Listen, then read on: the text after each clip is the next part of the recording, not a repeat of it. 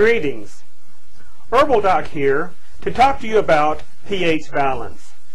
pH is a measurement of acid-alkaline balance.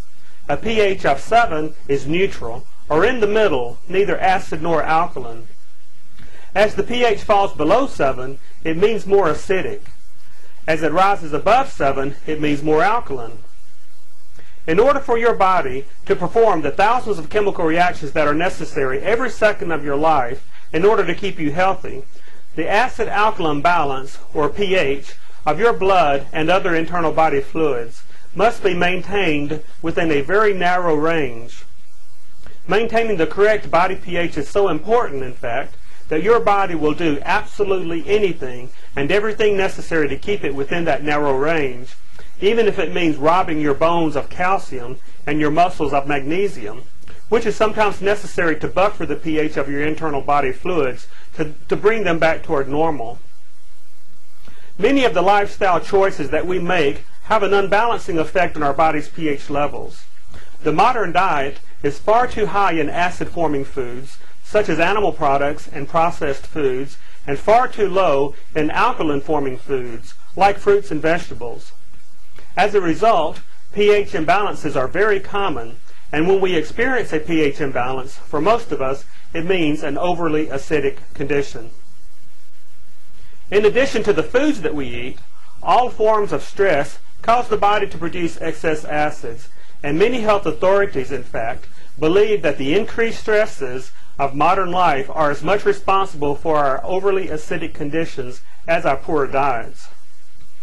As a result of these factors, pH imbalances are very common in our society, and because of our lifestyles, over-acidity is by far the most common pH imbalance that we see. Over-acidity is responsible for many of our modern health problems. Some authorities have even claimed that over-acidity is the deeper, underlying cause of most of the maladies known to modern humankind. Usually, the first symptom that we will notice when we are overly acidic is feeling tired or fatigued. If you feel tired when you go to bed at night, tired when you get up in the morning, and tired nearly every hour throughout the day, you are most likely suffering from an overly acidic condition. Other problems that are commonly attributable to over-acidity are weight problems, including obesity, joint and/or muscle aches and pains, hormone problems, cardiovascular or heart problems, bladder and kidney problems, poor immunity to disease, structural weaknesses such as weak or brittle bones or teeth, slow or poor digestion and elimination, and yeast fungal overgrowth. Even cancer and degenerative diseases, according to some authorities, are ultimately the result of a chronically overly acidic condition. If you take nutritional supplements, but your supplements don't seem to be doing you any good, it may be because your system is overly acidic. For vitamins and minerals to be used and for chemical reactions that require enzymes to take place, the exact right pH must be maintained in the body. So how can you tell if your pH is out of balance? There is a simple, easy, and inexpensive test that you can do yourself in the privacy of your home. In this video, which is part 1 of my 2-part series on pH balance, I am going to show you how to check your own pH using our inexpensive pH test strips. These pH test strips can be ordered from our website, naturalhealthschool.com/balance. In part 2, I will discuss dietary and nutritional advice that can help you correct a pH imbalance and reclaim your good health and vitality. You can get a good idea of the pH status of your blood and body fluids by monitoring the pH of your urine and saliva with our easy-to-use test strips. The best time to check your pH is first thing in the morning and at least 3 hours after a meal. I recommend that you test your pH 2 days a week. These pH test strips come in a box of 100 single-use strips, along with a handy color chart. To check the pH of your saliva, you simply tear off one of the strips, get the strip good and wet on your tongue,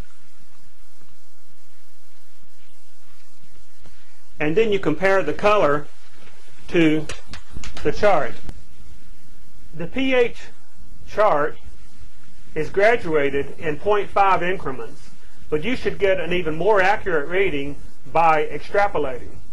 For example, if the color appears to be between 6.0 and 6.5, but slightly closer to 6.0, then you should call it a 6.1 or a 6.2. If it appears to be in the middle between 6.0 and 6.5, then it is a 6.3, etc.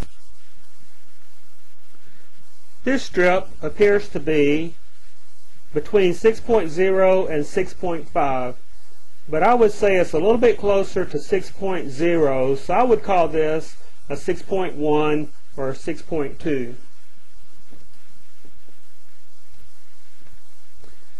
This strip is a little bit more on the yellow side.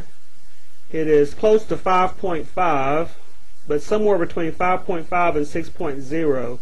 I would believe I would call this a 5.7 because it appears to be pretty much in the middle between 5.5 and 6.0. You don't have to be perfectly exact to get a good idea of what your pH status is. To check your urine pH, you use another strip and simply hold it in your urine stream just long enough to wet it. Then again, immediately check the color of the strip with the color chart. Throughout the day, your saliva pH should stay between 6.4 and 6.8, averaging 6.5. Your urine pH will fluctuate more than your saliva pH, but it should remain between 6.0 and 7.0. In Part 2, I will discuss the steps that you can take to balance your body's pH. Until then, this is Herbal Doc wishing you many healthy tomorrows.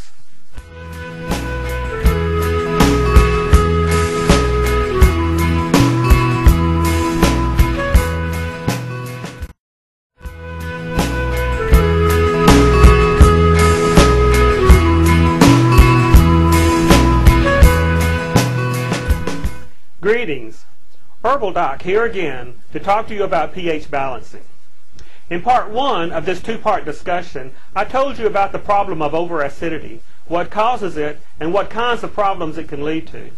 I also demonstrated how to use our inexpensive pH test strips to determine if over-acidity is likely to be a concern for you. In this segment, Part 2, I will discuss the steps that you can take to balance your body's pH. But first, let me explain that we are talking about the pH or the acidity of your blood and body tissues. We are not talking about stomach acid here, which is an entirely different matter. There are two ways to attack the problem of over-acidity. One way is through diet, and the other is through nutritional supplementation. I believe that if you have an imbalance, both approaches are necessary. It is unlikely that you will be able to correct an overly acid condition with diet alone. You will get results much more quickly and assuredly if you will employ a few key supplements. Of course, diet will be necessary to maintain your pH balance after the supplements have done their job. If you have used our pH test strips, as I described in Part 1, and have found that your system is overly acid, the supplements that I recommend are enzymes, absorbable magnesium, alkalizing minerals, an alkalizing green food supplement, and absorbable calcium. You will find the specific products that I use on my webpage at naturalhealthschool.com/balance. Now let's talk about your diet. You will get much quicker results if you will combine nutritional supplementation with an alkalizing diet. Diet, along with stress, is probably what got your pH out of balance in the first place. And a sensible and balanced diet is going to be what is necessary to keep your pH in balance. Quite simply, if your system is overly acid, what you need to do is consume fewer acid-forming foods and more alkaline-forming foods. On my webpage, I have a helpful chart listing the different types of food and how they rank on the acid-alkaline continuum. You will notice that the foods that are derived from animal sources tend to be acid-forming, while fruits and vegetables are alkalizing. Other foods, such as grains and nuts, can fall on either end, so check the chart. It is important to remember that you do not have to eliminate all acid-forming foods from your diet. The ideal diet is a diet consisting of 20% acid-forming foods and 80% alkaline-forming foods. So there is plenty of room for the acid-forming foods that you enjoy. A good, healthy diet is a balanced diet, and that is what we are seeking.